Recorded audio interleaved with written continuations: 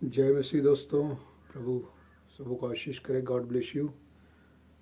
आप लोग कैसे हैं? आशा करता हूँ आप लोग अच्छे से होंगे। एक बार फिर से प्रभु के अनुग्रह और दया से नया वीडियो लेकर आने के लिए सहायता किया। आज का जो टॉपिक है वो ये है, बाइबल से जुड़ी भावनाओं का क्या करे मसीह। तो सबसे पहले बात करते हैं, क्या सृष्टिकर्ता परमेश्वर में भावनाएं होती हैं? तो उसका उत्तर है हाँ, होती है। क्योंकि जब परमेश्वर ने आदम को जब बनाया तो परमेश्वर ने कहा, आओ हम मनुष्य को अपने समानता और स्वरूप में बनाएं।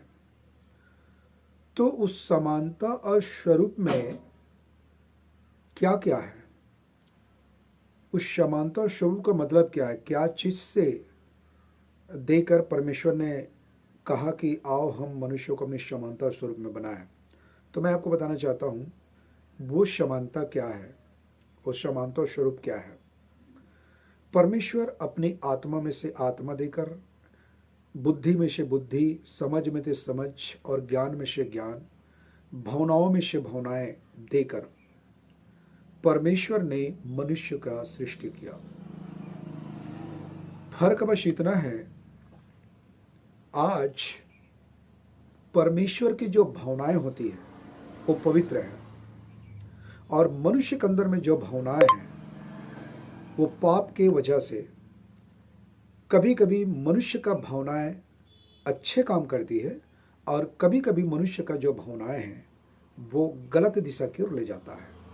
क्योंकि मनुष्य डिसाइड नहीं कर पाता, उसका अवलोकन नहीं कर पाता, क्योंकि मनुष्य के अंदर में उसके भावनाओं में पाप जुड़ा हुआ है। तो परमेश्वर के अंदर में भावनाएं होती है, तभी तो उसने मनुष्य को सृष्टि किया, अपने भावनाओं को देकर बनाया। कैसे? हम परमेश्वर के वचन से देखेंगे कि परमेश्वर के अंदर में भावनाएं होती कि नहीं होती है। परमेश्वर के वचन से देखने की कोशिश करेंगे। सबसे पहले भजन संहिता 119 अध्याय उसका 66 पद को देखेंगे। भजन 119 का 66 पद, उसमें क्या लिखा है चलिए देखते हैं। यह ऐसा लिखा है 66 पद में, मुझे भली विवेक, शक्ति और ज्ञान दे। भजनकार किससे बोल रहा है? परमेश्वर से। मुझे भली विवेक, विवेक मतलब भावनाएं, भावना, विवेक जिसको मन में बोलते हैं,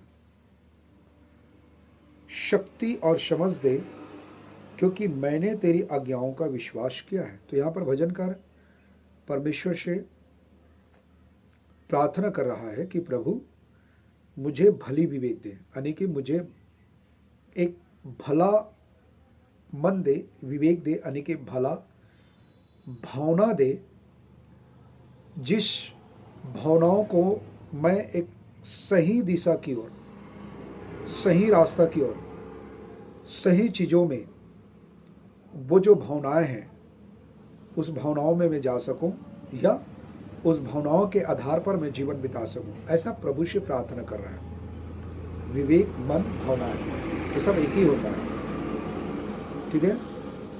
शक्ति और ज्ञान दे, परमेश्वर से सामर्थ्य और शक्ति भी दे और ज्ञान भी दे, क्योंकि मैंने तेरी आज्ञाओं का विश्वास किया। यानी कि भजनकार बोलता है, प्रभु मैं तेरे जो व्यवस्था है, जो आज्ञा है, उस पर मैंने अपने विश्वास को लगाया है। विश्वास की कसौटी पर कस के मैंने देखा है कि तेरा जो भला विवेक है, अर्थात भावनाएं, मन, विवेक, वो अच्छा है मेरे जीवन के लिए, स्वास्थ्य है मेरे जीवन के लिए, और मेरे जीवन की उन्नति के लिए फायदामंद है। ऐसा भजनकार प्रभु से प्रार्थना कर रहा है, ठीक है। तो यहाँ पर देखते हैं कि परमेश्वर के अंदर में जो भावनाएं हैं वो पवित्र है, ठीक है।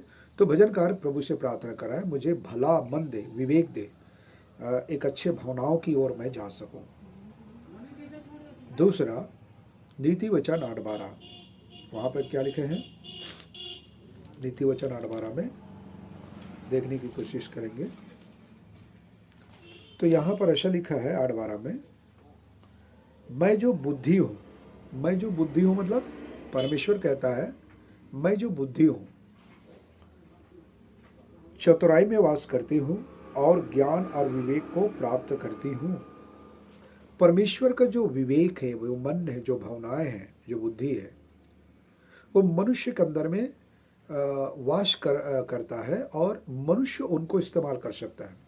जब मनुष्य परमेश्वर की विवेक को, भावनाएं को, मन को, बुद्धि समझ ज्ञान को जब इस्तेमाल करता है, तब मनुष्य जो है, उनका जो जीवन है सही दिशा की ओर जाता है, उनका रास्ता सही होता है और अपने जीवन में एक अच्छा निर्णय को ले सकता है, जीवन का फैसला अच्छा ले सकता है यदि परमेश्वर के भावनाएं मन विवेक के अनुसार, ज्ञान बुद्धि के अनुसार चले तो। लेकिन वहीं पर यदि परमेश्वर के भावनाएं मन विवेक को, ज्ञान को यदि छोड़ देते हैं और मनुष्य अपनी मनमानी करे, मर्जी करे, अपनी समझ बुद्धि अपने भावनाओं के अनुसार, मन के अनुसार चले, तो आगे जाकर रास्ता भटक जाएगा, गिर जाएगा और पाप में गिर जाएगा। क्योंकि मनुष्य के अंदर में पाप की वजह से उनका मन, उनका विवेक, उनका भावनाएं जो है साथ नहीं दे पाता पाप की वजह से। तो मनुष्य के अंदर में कमजोरी है पाप की वजह से, ठीक है। तो ये कारण होता है। तो हम देख लिया कि बाइबल में परमेश्वर के अंदर में एक भावनाएं होती है।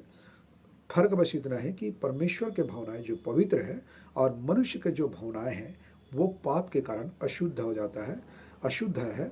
पाप की वजह से कभी कभी मनुष्य के अंदर में जो भावनाएं हैं वो कभी कभी साथ देता है, काम करता है, और कभी कभी नहीं करता। उसका कारण है पाप, ठीक है। लेकिन आगे हम देखते हैं, हम पहला देखें, अब हम दूसरा देखेंगे।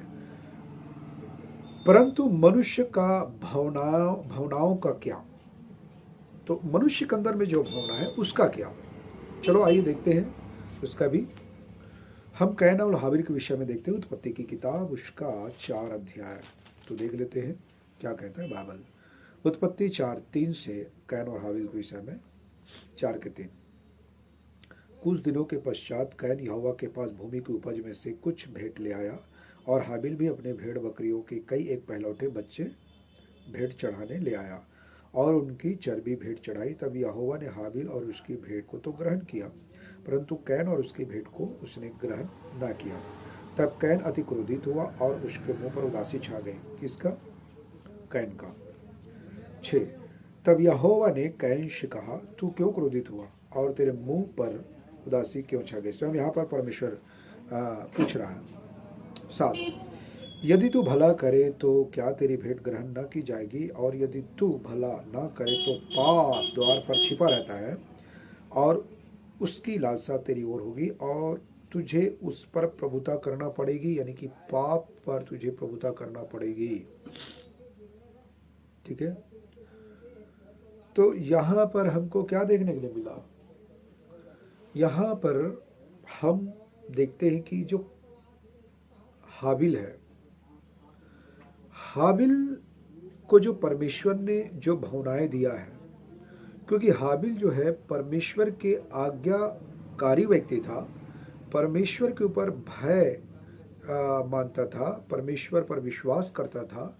हाबिल जिसकी वजह से उनका सोच, उनका विचार, उनके भावनाएं, उनके बुद्धि समझ गया सही था, वो जीवन का सही निर्णय ले पाता था, जीवन के वो सही दिशा की ओर जाता था, जीवन में जो वो फैसला लेता था हाबिल वो भला था, अच्छा था, स्वास्थ्य था, ठीक है।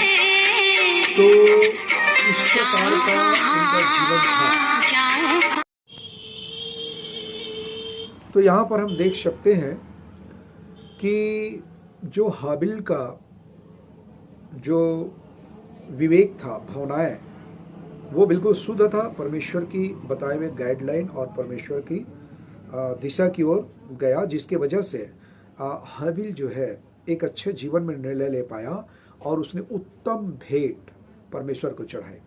लेकिन उसका जो बड़ा भाई है हाबिल, उसके जो विवेक है, उनका जो बुद्धि समझ ज्ञान है, परमेश्वर के ऊपर भरोसा विश्वास न करने के कारण उनके जो भावनाएं हैं उसमें पाप प्रभुता करने के कारण हाबिल का जो भावनाएं हैं वो साथ नहीं दिया, उनको धोखा दिया हाबिल को, जिसके वजह से परमेश्वर के प्रति उनका जो संबंध है वो टूट गया, वो गलत था। और जो हाबिल ने परमेश्वर को जो भेंट चढ़ाई वो एक संसारिक शारीरिक था, और जिसके वजह से स्वयं परमेश्वर ने उनके विषय में कहा कि हाबिल का भेंट परमेश्वर ने इसने ग्रहण नहीं किया क्योंकि उसमें पाप शामिल है, उसका मन सही नहीं है, उनके भावनाएं सही नहीं है, जिसके वजह से भावनाओं में आकर हाबिल जो है अपने भाई की हत्या कर डालता है और परमेश्वर के मार्ग में नहीं चला, परमेश्वर को भी उसने धोखा दिया। उनका विश्वास परमेश्वर में नहीं था क्योंकि उनका जो भावनाएं हैं वो उनके साथ छल किया, उनको गलत रास्ते क्यों ले गया हाबिल को, जिसका परिणाम ये है कि उसने अपने भाई को हत्या किया और परमेश्वर की ओर से आशीष के बजाय उसको श्राप मिला। तो ये उनका हम देख सकते हैं हाबिल और कैन की भावनाएं के बारे में। और भी देखते हैं अब्राहम के विषय में, उत्पत्ति और उसका 16:1-2, उसमें क्या लिखा है। बाइबल में लिखा है अब्राहम के विषय में 16:1-2, अब्राहम की पत्नी सराई की कोई संतान न थी, उसके हजीरा नाम की एक मिस्री दासी थी। सराई ने अब्राहम से कहा, देख, यहोवा ने तो मेरी कोख बंद कर रखी है, इसलिए मैं तुझसे विनती करती हूँ कि तू मेरी दासी के पास जा, आने की हजीरा के पास। संभव है कि मेरा घर उसके द्वारा बस जाए। सराई की यह बात अब्राहम ने मान ली। तो यहाँ पर क्या देखते हैं, अब्राहम भी और सराई भी दोनों के दोनों बजाय परमेश्वर की वचन, परमेश्वर की आत्मा के अनुसार जीवन के फैसला लेने के बजाय अब्राहम और सराई दोनों ने भावनाओं के आधार पर फैसला लेने लिया, जो यहाँ पर हम वचन से देख सकते हैं। तो अंजाम क्या हुआ, क्योंकि परमेश्वर की मनसा और इच्छा तो है ही नहीं था, क्योंकि परमेश्वर को तो इन्हें पूछा नहीं था। तो कहीं ना कहीं अब्राहम और सराई जो है परमेश्वर के वचन और आत्मा में उसने विश्वास करने के बजाय, जीवन की अपनी फैसला सही लेने के बजाय अब्राहम और सराई दोनों भावनाओं के आधार पर फैसला लिया, जिसका अंजाम आगे जाकर अब्राहम भी और सराई भी दोनों परमेश्वर के आशीष से वंचित हो जाता है। क्योंकि परमेश्वर की इच्छा नहीं था कि हाजेरा के द्वारा अब्राहम का सराई का घर बसे, परंतु परमेश्वर की इच्छा मनसा है जो परमेश्वर उनको बच्चा देगा, अर्थात इसहाक के द्वारा ही अब्राहम का सराई का घर बसेगा, जैसा परमेश्वर के वचन में लिखा है, परमेश्वर की इच्छा था। तो यहां पर क्या निकल कर आता है, निचोड़ क्या है इसका, यहां पर अब्राहम और सराई आत्मा और वचन के आधार पर नहीं, यहां पर भावनाओं के आधार पर जीवन का फैसला लिया। तो परमेश्वर यहां पर प्रशंसा नहीं करता है, परंतु परमेश्वर के आशीषों को अब्राहम और सराई खो देता है। क्यों? आगे जाकर सराई और हजीरा में झगड़ा हुआ और जबरदस्ती, क्योंकि परमेश्वर ने भी कहा था ना कि हजीरा के द्वारा तुम्हारा वारिश नहीं होगा, हजीरा के संतान के द्वारा वारिश होगा इसहाक के द्वारा। तो अब्राहम को हजीरा को निकालना पड़ा उनके बच्चे के साथ। तो परमेश्वर की योजना में नहीं है ये योजना तो खुद का था, वो शारीरिक फैसला, भावनाओं जो धोखा दिया इनको। तो मनुष्य के अंदर में पाप की वजह से ऐसा हो जाता है। तो ये है भावनाओं, मनुष्य का भावना है, ठीक है। तो यहां पर हम देखते हैं और कुछ प्रभु के जन की भावनाओं के विषय में हम देखते हैं। इब्तिया की भावनाएं क्या है, इब्तिया जो न्यायों की किताब में मिलता है, न्यायों की किताब उसका 11 अध्याय में हम देखते हैं उसका क्या है। चलो देख लेते हैं।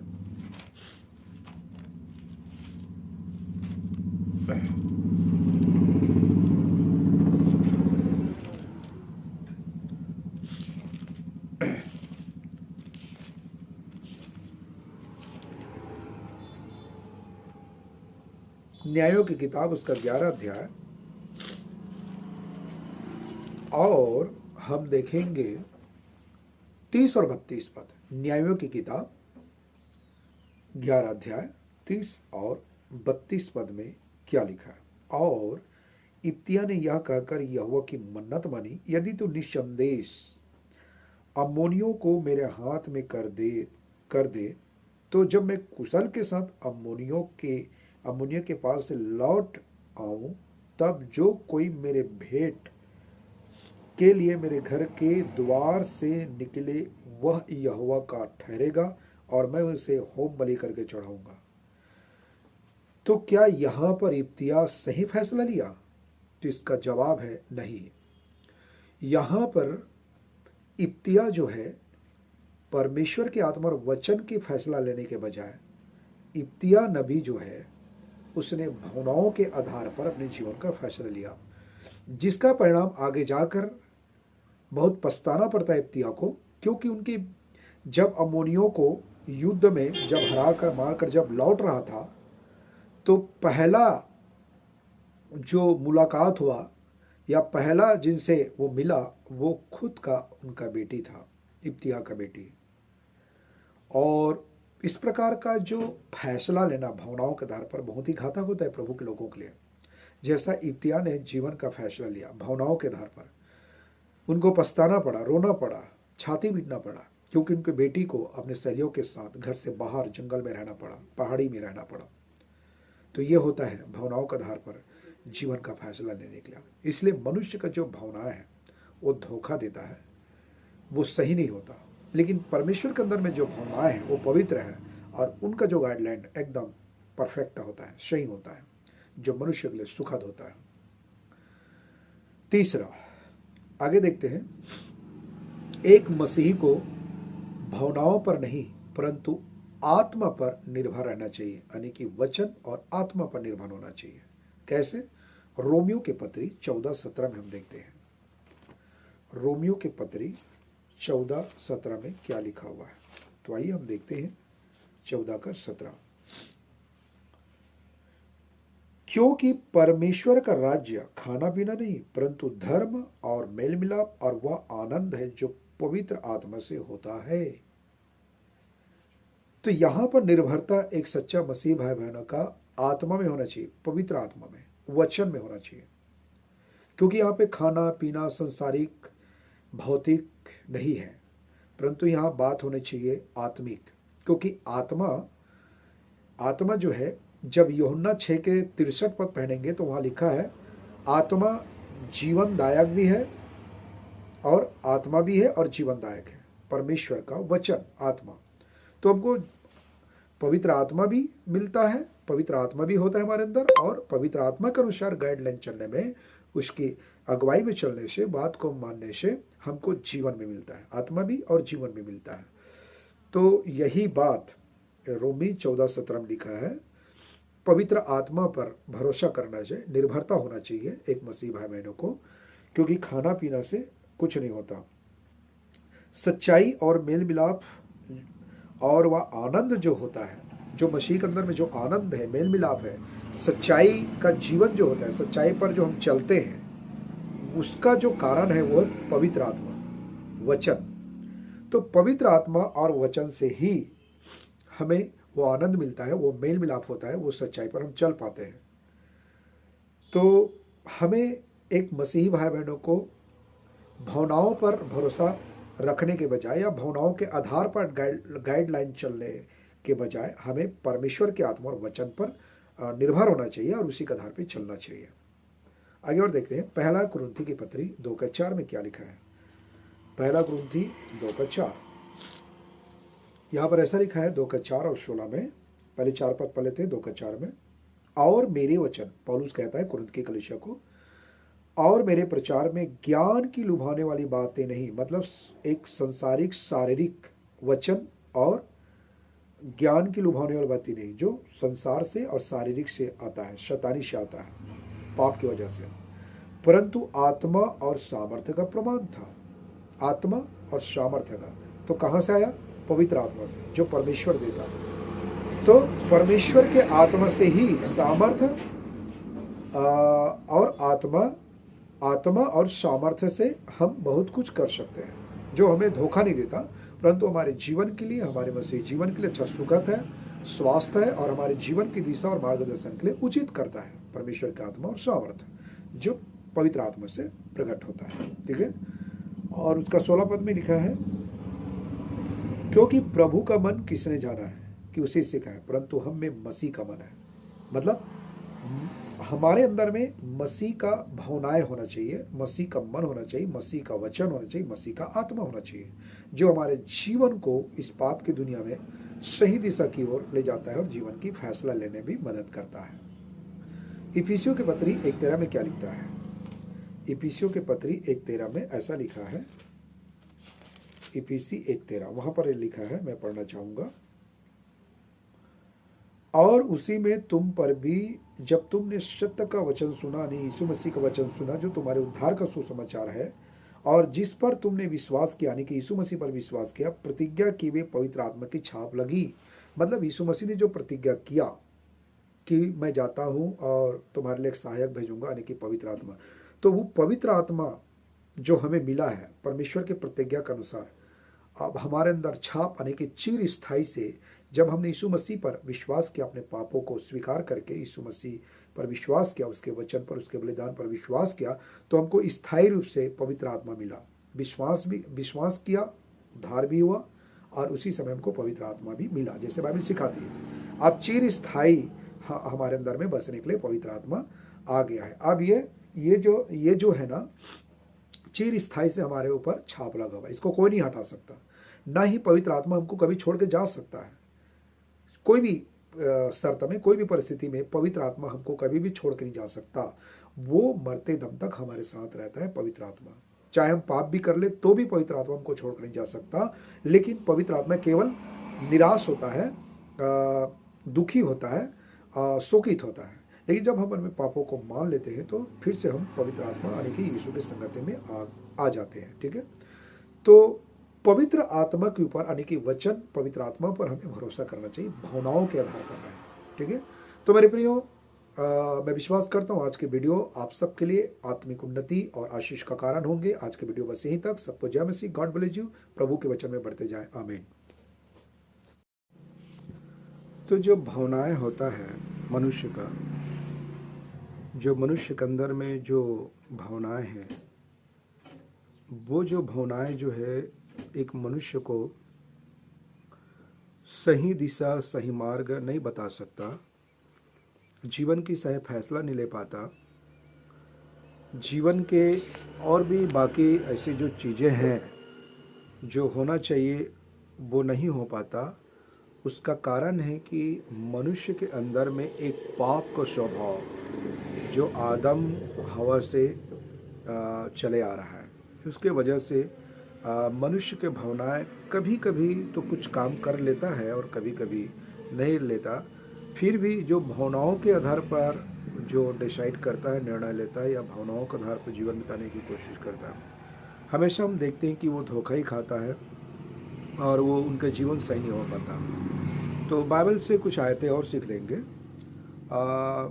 एलिया के विषय में हम देखेंगे। जो भविष्यवक्ता एलिया था, पहला राजा 17:1 में कुछ इस प्रकार लिखा हुआ है।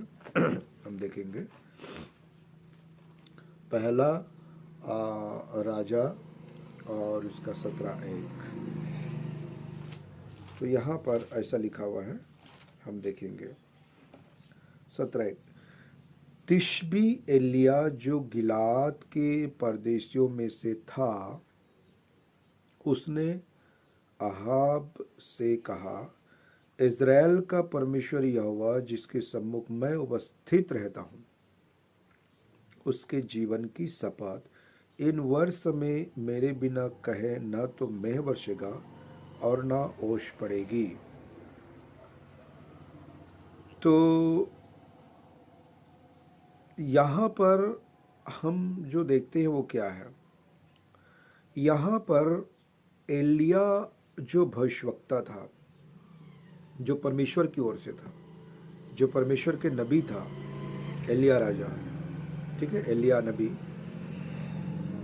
तो इसने यहाँ पर भावनाओं को पीछे छोड़कर, भावनाओं को हटाकर, एलिया नबी जो है, जो भविष्यवक्ता था परमेश्वर का, वो एलिया नबी भावनाओं के आधार पर नहीं, परंतु उसने परमेश्वर की आत्मा की अगुवाई में बोला। यानी कि परमेश्वर की इच्छा में, परमेश्वर की आत्मा में, परमेश्वर की वचन के आधार पर, जो भविष्यवाणी का वचन है, परमेश्वर की आत्मा में एलिया नबी जो है आहाब राजा के विषय में और आहाब राजा के लिए भविष्यवाणी की कि मेरे बिना कहे ना तो पानी बरसेगा और ना तो कुछ होगा। तो यहाँ पर तो समझ में आती है कि इन वर्ष में कहता है मेरे बिना कहे ना तो मैं बरसेगा और ना ओस पड़ेगी, ना ओस पड़ेगी ना मैं बरसेगा, ऐसा एलिया नबी भविष्यवक्ता ने कहा। और सच में ऐसा हुआ। हम आगे देखते हैं वचन को, सच में ऐसा हुआ है। तो यहाँ पर एलिया जो है भावनाओं के आधार पर अपने जीवन को नहीं रखा, परंतु परमेश्वर की अगुवाई में परमेश्वर की आत्मा से बात किया। तो हम देखते हैं कि आज जो सच्चा मसीही भाई बहन है, वो भाई बहन को बजाय भावनाओं के आधार पर जीने का, फैसला लेने का, चलने का, क्योंकि अक्सर इसमें धोखा ही होता है, अक्सर उसमें नुकसान ही होता है, लोग गिर जाते हैं, परमेश्वर के वचन से, आशीष से, परमेश्वर की योजना से वंचित हो जाते हैं। क्यों? क्योंकि मनुष्य के अंदर में एक पाप को स्वभाव है ना, तो भावनाएं जो है वो धोखा देता है, भावनाएं जो है सही काम नहीं करता। तो जैसा एलिया नबी ने आत्मा का सहारा लिया, आत्मा के अगुवाई में बातचीत किया, वचन से बात किया, वैसा हर एक सच्चा मसीह भाई बहन को होना चाहिए। दूसरा देखते हैं नहम्याह की किताब से। नहम्याह जो एक प्रभु का जन था, नहम्याह की किताब उसका 1 अध्याय 4-5 में जो वचन के आधार पर नहम्याह जो है बात करता है, भावनाओं के आधार पर नहीं। जैसे हमने पहले हाबिल कैन के विषय में देखा, भावनाओं के आधार पर बात किया। अब्राहम सराई ने भावनाओं के आधार पर निर्णय लिया, है ना। इब्तिया नबी को देखा तो वो भी भावनाएं के आधार पर निर्णय लिया। लेकिन हम देखते हैं नहम्याह की किताब में क्या है। नहम्याह की किताब और उसका पहला अध्याय को देख लेते हैं, उसमें क्या है। 4 और 5। ये बातें सुनती ही मैं बैठकर रोने लगा। कौन? नहम्याह। और कितने दिन तक विलाप करता और स्वर्ग के परमेश्वर के सम्मुख उपवास करता और यह कहकर प्रार्थना करता रहा, हे स्वर्ग के परमेश्वर यहोवा, हे महान और भय योग्य ईश्वर, तू जो अपने प्रेम रखने वाले और आज्ञा मानने वाले के विषय अपने वाचा पालता और उन पर करुणा करता है, तू कान लगाए और आंखें खोले रहा कि जो प्रार्थना मैं तेरा दास यानी कि नहम्याह इस समय तेरे दास इस्राएलियों के लिए दिन रात करता रहता हूँ, उसे तू सुन ले। मैं इस्राएलियों के पापों को जो हम लोगों ने तेरे विरुद्ध किए हैं मान लेता हूँ। मैं और मेरे पिता के घराने दोनों ने पाप किया है। तो यहाँ पर जो प्रार्थना नहम्याह स्वर्ग के परमेश्वर यहोवा से जो कर रहा है, वो आत्मा और सच्चाई और वचन के आधार पर प्रार्थना कर रहा है। जब आगे हम देखते हैं नहम्याह का जो कार्य है, जो उनका परिश्रम है, जो उनको विश्वास का जो कार्य है ना, वो बहुत ही एक अच्छा प्रतिफल था। और नहम्याह के जीवन में काफ़ी नहम्याह के प्रार्थना और नहम्याह के विश्वास के द्वारा, नहम्याह के कार्य के द्वारा हम एक अच्छा कार्य को देख सकते हैं और आगे जाकर बहुत ही अच्छा उसका प्रतिफल आया। उनका जो शत्रु था, उनका जो दुश्मन थे, यहूदियों के, इस्राएलियों के लोगों को नाश करने के लिए मंदिर के फाटक, शहरपनाह के फाटक जो टूटे हुए थे उनको सुधारा, बाड़ा को, और इस्राएलियों के जीवन में काफ़ी बदलाव आया, परिवर्तन आया। और परमेश्वर ने अंत में उस नहम्याह को आशीषित किया, मजबूत किया और आगे बढ़ते गया। क्योंकि आत्मा और वचन और सच्चाई के साथ जो व्यक्ति अपना जीवन चलाते हैं, निर्णय लेते हैं, फैसला करते हैं, परमेश्वर की अगुवाई में चलते हैं, भावनाओं को पीछे रखकर, भावनाओं को एक किनारे रखते हुए जो आत्मा और वचन से उसने निर्णय ले लिया, उसका मतलब है कि वो परमेश्वर की ओर से बिल्कुल 100% आशीषित होगा, प्रतिफल होगा। मैं ये नहीं कह रहा हूँ कि भावनाएं गलत हैं। परमेश्वर के अंदर में भावनाएं हैं और परमेश्वर ने मनुष्य को भावनाओं देकर बनाया है मनुष्य को, लेकिन पाप होने के वजह से, कारण से वो जो है हमारे जीवन के लिए सही नहीं है। बस मैं ये कहना चाहता हूँ। तो बाइबल से जुड़ी भावनाओं का हम क्या करें मसीह, इसके विषय में बताया कि एक मसीही को भावनाओं के आधार पर नहीं पर वचन और आत्मा के अनुसार चलना चाहिए। आमीन। प्रभु आशीष करें।